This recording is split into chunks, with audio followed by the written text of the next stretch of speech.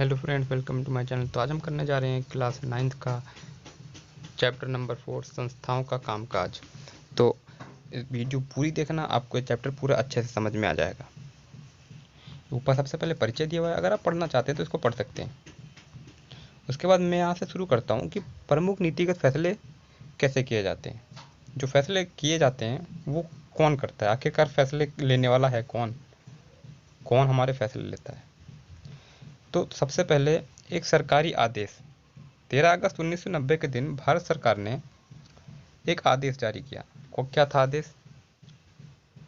आदेश था कि इसे कार्यापल ज्ञापन कहा गया। सभी सरकारी आदेशों के तरह इस ज्ञापन पर भी एक संख्या थी। यह आदेश उसी संख्या से जाना जाता है। वो संख्या का नाम क्या था? संख्या का नाम था OM नंबर 36,012 बटा 31 बटा 90। कार्मिक जन शिकायत और पेंशन मंत्रालय ने कार्मिक एवं प्रशिक्षण विभाग में एक संयुक्त सचिव ने इस आदेश पर दस्तखत किए थे। यह छोटा सा आदेश था, मुश्किल से एक पन्ने का था। अगर आप इसे देखेंगे तो ये एक वैसा ही आम सर्कुलर या नोटिस लगेगा जैसा आपके स्कूलों में देखा गया होगा। आप जिस स्कूल में पढ़ते हैं आपने वहाँ पे देखा होगा कि कभी कभार जैसे स्कूल से नोटिस आता है, सर्कुलर आता है कि भाई आज के दिन हॉलीडे है तो आज आप अपने घर पे रहिए, मज़े कीजिए, मतलब सर्कुलर आता है। तो सेम वैसे ही छोटा सा, मतलब 4 पन्नों का, मुश्किल से एक पन्ने का था, ठीक है, सर्कुलर की तरह। अब सरकार हर रोज़ विभिन्न मसलों पर सैकड़ों आदेश जारी करती है, लेकिन यह आदेश बहुत महत्वपूर्ण था और कई सालों तक विवाद का कारण बना। आइए देखें कि यह निर्णय किस तरह लिया गया है। सबसे पहले देखो, इस सरकारी आदेश में एक प्रमुख नीतिगत फैसले की घोषणा की गई थी, ठीक है। तो इसमें कहा गया, क्या कहा गया या सर्कुलर दिया गया है, जिसको पढ़ना वो पढ़ सकता है। इसमें क्या कहा गया है? इसमें कहा गया था कि भारत सरकार के सरकारी पदों और सेवाओं में 27% रिक्तियां सामाजिक एवं शैक्षिक दृष्टि से पिछड़े वर्गों SEBC के लिए आरक्षित होंगी। अब तक जिन जातीय समूहों को सरकार पिछड़ा मानती है उन्हीं को एक नाम ICBC, यानी कि अगर मैं इसको इंग्लिश में बताऊं तो इसको बोला जाता है socially and educationally backward classes. हो सकता है आपके एग्जाम में एक नंबर का आ जाए, तो ध्यान रखिएगा। अब तक नौकरी में आरक्षण का लाभ केवल अनुसूचित जातियों को और जनजातियों को मिलता था, लेकिन अब क्या हुआ? अब सरकार ने ICBC या सामाजिक और शैक्षिक दृष्टि से पिछड़े वर्गों के लिए तीसरी श्रेणी बनाई। वो तीसरी श्रेणी में इनके लिए 27% का अलग कोटा तैयार किया गया। अन्य लोग इस 27% नौकरियों के लिए प्रतियोगित नहीं कर सकते थे। यानी कि जो पिछड़े वर्ग के जो तीसरी जाति जिसको बोला गया तीसरी श्रेणी, यानी कि socially and educational backward classes ICBC, वही इसमें शामिल होते हैं और कोई इनमें शामिल नहीं होता है। अब हम देखते हैं निर्णय करने वाले। इस ज्ञापन को जारी करने का फैसला किसने किया? जाहिर है अकेले उस व्यक्ति ने इतना बड़ा फैसला नहीं किया होगा जिसके हस्ताक्षर उस दस्तावेज पर थे। वह अपने मंत्री द्वारा दिए गए निर्देशों को लागू करने वाले अधिकारी था। कामक और प्रशिक्षण विभाग के मंत्री ने भी खुद यह निर्णय नहीं किया होगा। आप अनुमान लगा सकते हैं कि कितने बड़े निर्णयों में आदेश के सभी प्रमुख अधिकारी शामिल रहे होंगे। आपने पिछले कक्षा में इनमें से कुछ के बारे में पहले पढ़ लिया होगा। अब एक बार फिर से प्रमुख बिंदुओं पर सरसरी नज़र डालते हैं।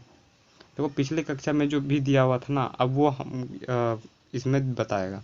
तो जिसने भी पिछले कक्षा में पिछला चैप्टर जो है वो पढ़ रखा होगा पिछली कक्षा में, तो उसको ये मतलब बहुत आसानी से समझ में आ जाएगा। सबसे पहला दिया गया है राष्ट्रपति राष्ट्राध्यक्ष होते हैं और औपचारिक रूप से देश का सबसे बड़ा अधिकार होता है।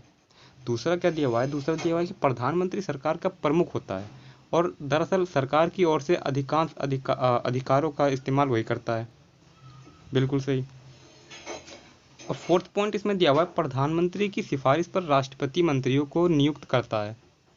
इनसे बनने वाले मंत्रिमंडल को बैठक में ही राजकाज से जुड़े अधिकतर निर्णय लिए जाते हैं।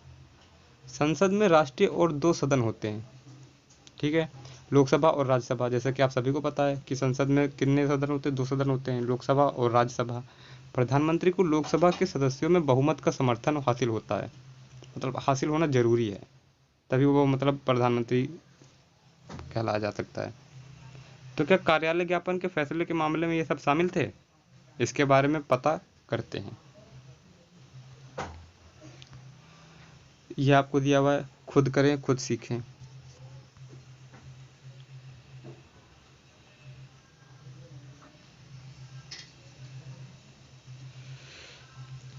अब यहाँ पे देखो, यह सरकारी आदेश एक लंबे घटना चक्र और परिणाम था। भारत सरकार ने 1979 में दूसरे पिछड़े जाति आयोग गठित किया था। इसकी अध्यक्षता बीपी मंडल ने की थी और इसी के कारण इसे आमतौर पर मंडल आयोग कहते हैं। इसे भारत में सामाजिक और शैक्षिक दृष्टि से पिछड़े वर्गों की पहचान के लिए मापदंड तय करने और उनका पिछड़ापन दूर करने के उपाय बताने का जिम्मा सौंपा गया है। किसे सौंपा गया है? ये जो इन्होंने बनाया है बीपी मंडल, इसकी अध्यक्षता बीपी मंडल ने की थी और इसके कारण आमतौर पर मंडल आयोग कहते हैं। मंडल आयोग, ये रहा, मंडल आयोग कहते हैं। इसे भारत के सामाजिक और शैक्षिक दृष्टि से पिछड़े वर्गों को पहचान के लिए मापदंड तय करने और पिछड़ापन दूर करने से उपाय बताने का जिम्मा सौंपा गया है। इसमें डायरेक्ट क्वेश्चन आ जाएगा, इंपॉर्टेंट लाइन है, इससे क्वेश्चन बन सकता है। इस आयोग को 1980 में अपनी सिफारिशें दी। आयोग द्वारा सुझाए गए उपायों में एक सिफारिश थी सरकारी नौकरियों में सामाजिक और शैक्षिक दृष्टि से पिछड़े वर्गों के लिए 27% आरक्षण देना। इस रिपोर्ट और उसकी सिफारिश पर संसद में चर्चा हुई। वर्षों तक कई पार्टियां और संसद इसे लागू करने की मांग करते रहे। फिर आखिरकार 1989 का लोकसभा चुनाव हुआ। जनता दल ने अपने चुनाव घोषणा पत्र में वादा किया कि सत्ता में आने पर वह मंडल आयोग की सिफारिश को लागू करेंगे। चुनाव के बाद जनता दल की ही सरकार बनी। इसके नेता वीपी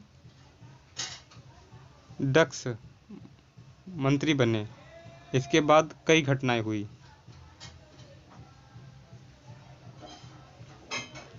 नई सरकार ने संसद में राष्ट्रपति के भाषण के जारी मंडल रिपोर्ट लागू करने की अपनी मंशा की घोषणा की। दूसरा इसमें क्या हुआ कि 6 अगस्त 1990 को केंद्रीय कैबिनेट की बैठक में इसके बारे में एक औपचारिक निर्णय किया गया। अगले दिन प्रधानमंत्री वीपी सिंह ने एक बयान के जरिए निर्णय के बारे में संसद के दोनों सदनों को सूचित किया कि भाई वीपी सिंह ने एक बयान लिया है, ठीक है, उसके बारे में सदनों को सूचित किया। उसके बाद क्या हुआ, कैबिनेट के फैसले को कामक तथा प्रशिक्षण विभाग को भेज दिया गया। विभाग के प्रशिक्षण अधिकारियों ने कैबिनेट के निर्णय के मुताबिक एक आदेश तैयार कर दिया भाई, और मंत्री की स्वीकृति केंद्र सरकार की तरह से ली। एक अधिकारी ने उस आदेश पर हस्ताक्षर किए और इस तरह 13 अगस्त 1990 को OM नंबर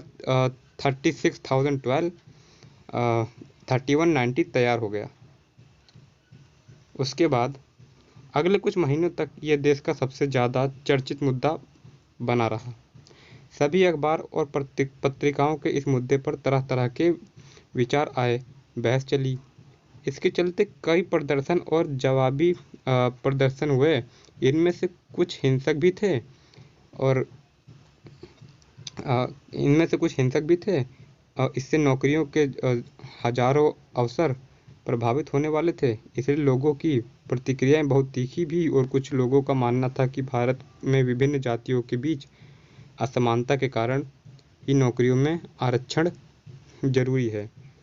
उनका मानना था कि इससे उन लोगों को बराबरी पर आने का मौका मिलेगा। उनकी सरकारी नौकरियों में अभी तक उचित प्रतिनिधित्व नहीं मिला। दूसरे पक्ष के लोगों का मानना था कि निर्णय से जो पिछड़े वर्ग के नहीं हैं उनके अवसर छिनेंगे। बिल्कुल यार, अगर तुम किसी एक पर्टिकुलर जाति वाले लोगों को वोट नौकरियां दोगे तो दूसरा वाला तो यही कहेगा ना कि तुम उसके पक्ष में हो और तुम जातिवादी हो या समानता नहीं रखते हो और हमारी तो नौकरी छीन ली तुम लोगों ने। तो इसी का वो लोग विरोध कर रहे थे। तो अधिक योग्यता होने पर भी उनको नौकरियां नहीं मिलेंगी। कुछ लोगों का मानना था इससे जातिवाद बढ़ेगा। देखो आ गई ना वही बात, इससे जातिवाद बढ़ेगा जिससे देश के प्रगति और एकता पर असर होगा। यह निर्णय अच्छा था या नहीं, इस अध्याय में हम इस बारे में बात नहीं करेंगे। हम इस उदाहरण की यहाँ सिर्फ ये समझाने के लिए बता रहे हैं कि आदेश में प्रमुख निर्णय कैसे लिए जाते हैं और इन्हें कैसे लागू किया जाता है। फिर इस विवाद का निपटारा किसने किया? आएगा भाई कि अगर एक विवाद चल रहा था तो इस विवाद का निपटारा किसने किया? आप जानते हैं कि सरकारी निर्णय से उठने वाले विवादों का निपटारा सर्वोच्च न्यायालय और उच्च न्यायालय करती है, सबको पता है। इस आदेश के विरोधी कुछ लोगों को संस्थाओं ने अदालतों में कई मुकदमे तैयार कर दिए। उन्होंने अदालत से इस आदेश के अवैध घोषित करके लागू होने से रोकने की अपील की। भारत के सर्वोच्च न्यायालय ने इस सभी मुकदमों को एक साथ जोड़ दिया। इस मुकदमों को इंदिरा साहनी एवं अन्य बनाम भारत सरकार मामला कहा जाता है। सर्वोच्च न्यायालय के एक सबसे वरिष्ठ न्यायाधीश ने दोनों पक्षों की दलील सुनी। उन्होंने 1992 में बहुमत से फैसला किया कि भारत सरकार के आदेश अवैध नहीं है, लेकिन सर्वोच्च न्यायालय ने इस सरकार से उसके मूल आदेश के कुछ संशोधन करने को कहा। उसने कहा कि पिछड़े वर्ग के अच्छा स्थिति वाले लोगों को आरक्षण का लाभ नहीं मिलना चाहिए। उसके मुताबिक 8 सितंबर 1993 को कार्मिक एवं प्रशिक्षण मंत्रालय ने एक और आदेश जारी किया। उस आदेश में क्या लिखा था? ये विवाद सुलझ गया और तभी से इस नीति पर अमल किया जा रहा है। समझ में आया होगा। अब यहाँ पे एक टॉपिक आ जाता है, राजनीतिक संस्थाओं की आवश्यकता। राजनीतिक संस्थाओं की आवश्यकता क्यों पड़ती है? हमने एक उदाहरण देखा कि सरकार कैसे काम करती है। किसी देश को चलाने में इस तरह की कई गतिविधियां शामिल होती हैं। मिसाल के तौर पर सरकार पर नागरिकों की सुरक्षा अनुसूचित करने और सबको शिक्षा एवं स्वास्थ्य सुविधाएं मुहैया कराने की जिम्मेदारी होती है। वह कर इकट्ठा करती है और इसे सेना, पुलिस तथा विकास कार्य में खर्च करती है।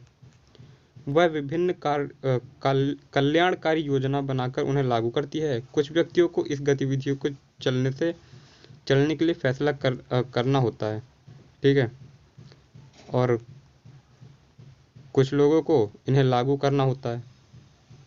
कमेंट में बताना कि किसे फैसला करना होता है और किसे लागू करना होता है। अगर इन फैसलों या फिर लागू करने में कोई विवाद उठता है तो यह तय करने वाला भी कोई होना चाहिए कि क्या सही है और क्या गलत है। सबके लिए यह जानना भी जरूरी है कि कौन किस काम को करने के लिए जिम्मेदार है। यह भी जरूरी है कि भले ही प्रमुख पदों पर बैठे लोग बदल जाएं, लेकिन ये गतिविधियां जारी रहे। ऐसा ना हो कि जब तक इसकी सरकार थी तब तक ये काम हो रहा था, लेकिन जैसे सरकार बदली काम खत्म हो गया। तो ऐसा नहीं होना चाहिए।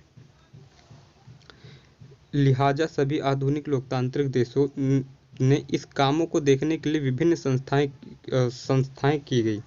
इस तरह की व्यवस्थाओं को संस्थाएं कहते हैं। कोई भी लोकतंत्र तभी ठीक से काम करता है जब ये संस्थाएं अपना काम को अच्छी तरह करती हैं। जैसे संस्थाएं, इसमें कई बार संस्थाएं शब्द का उपयोग किया गया। संस्था होती है ना, कोई चीज की संस्था होती है, संस्थाएं कहते हैं। किसी देश के संविधान में प्रत्येक संस्था के अधिकार और कार्यों के बारे में बुनियादी नियमों का वर्णन होता है। दिए गए उदाहरण में हमने इस तरह के विभिन्न संस्थाओं को काम करते देखा। एक एग्जाम्पल, प्रधानमंत्री और कैबिनेट ऐसी संस्थाएं हैं जो सभी महत्वपूर्ण नीतिगत फैसले करती हैं। मंत्रियों द्वारा किए गए फैसले को लागू करने के उपाय के लिए निकाय के रूप में नौकरशाह जिम्मेदार होते हैं। सर्वोच्च न्यायालय वह संस्था है। सर्वोच्च न्यायालय भी एक संस्था है जहां नागरिक और सरकार के बीच विवाद अंततः सुलझाए जाते हैं। क्या आप इस उदाहरण में दूसरी संस्थाओं के बारे में सोच सकते हैं? उनकी भूमिका क्या है? संस्थाओं के साथ काम करना आसान नहीं है। संस्थाओं के साथ कायदे कानून जुड़े होते हैं। इनसे नेताओं के हाथ बन सकते हैं। संस्थाएं के काम में कुछ बैठकें, कुछ सीमितियां और कुछ रूटीन काम होते हैं। कुछ सामान्य रूटीन होते हैं। इनके कारण अक्सर काम में देरी और परेशानी होती है। इसलिए संस्थाओं के साथ कामकाज में परेशानी महसूस की जा सकती है। ऐसे में कोई सोच सकता है कि एक व्यक्ति सारे फैसले ले तो ज़्यादा बेहतर होगा। कायदे कानून और बैठकों की क्या ज़रूरत है? पर यह सोच लोकतांत्रिक बुनियादों, भावनाओं और के अनुकूल नहीं है। संस्थाओं के कामकाज के तरीके से जो कुछ परेशानियां होती हैं, यह थोड़ा वक्त लगता है, वह भी कई मायने में उपयोगी होती हैं। किसी भी फैसले को पहले अनेक लोगों में राय विचार करने के अवसर मिल जाता है। संस्थाओं के कारण एक अच्छा फैसला झटपट करना आसान नहीं होता, लेकिन संस्थाएं बुरा फैसला भी जल्दी ले पाना मुश्किल बना देती हैं। इसी कारण लोकतंत्र सरकार संस्थाओं पर जोर देती है। इसके बाद हम डिस्कस करेंगे संसद। बहुत ही ज़्यादा इम्पोर्टेंट टॉपिक है और ये आपको मिलेगा पार्ट 2 में। पार्ट 2 कहाँ पे मिलेगा आपको? पार्ट 2 इसी वीडियो के डिस्क्रिप्शन में आपको लिंक मिल जाएगी, वहाँ से आप देख सकते हैं। और अगर आपको वीडियो थोड़ी सी भी हेल्पफुल लगी है तो यार चैनल को सब्सक्राइब करे भी ना मत जाना। चैनल को सब्सक्राइब जरूर करो। मिलते हैं अगली वीडियो में।